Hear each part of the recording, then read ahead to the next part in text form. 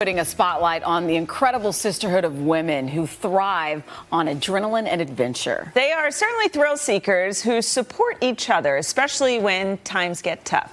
Meet the Dare Divas. Are you ready?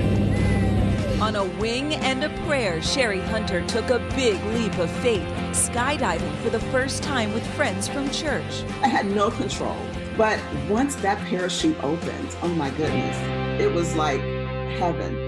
You know, seeing all that magnificence of the world below. But that was definitely the most frightening. You know, I was doing the rigor of parenting and serving in church, and quite frankly, it just wasn't enough. And so it was the act of doing these fun activities with my girlfriends that really started to have me really look at myself differently. Sheri, what you think, girl?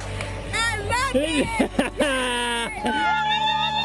Sheri, Mia, Angenette, and Brenda, who first bonded over whitewater rafting in 2009, call themselves the Dare Divas. I definitely had not planned to do whitewater rafting or skydiving, but I realized that I like it. It rejuvenates me. I think it just does something for my soul. I think I've been a Dare Diva from the beginning. It's part of how I always envision my life. The Dare Divas even took motorcycle lessons. If I can be brave, doing things that I've never done that scare me, that can apply to other areas of my life. Sheri needed that strength in 2012 when she was faced with the devastating loss of her husband of 21 years, Menard. I went into a depression, and it was these different feats that scared me to death, quite frankly.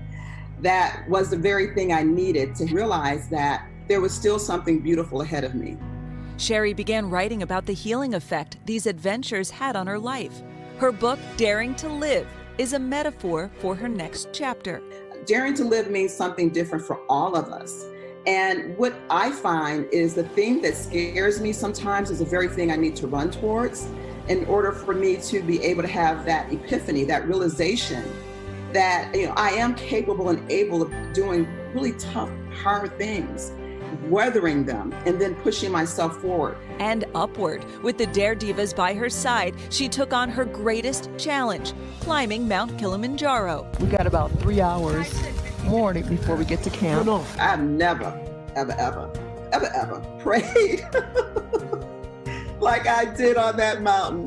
Whenever anybody became weak or felt like they couldn't move on, there was always somebody to literally pick you up and keep you going.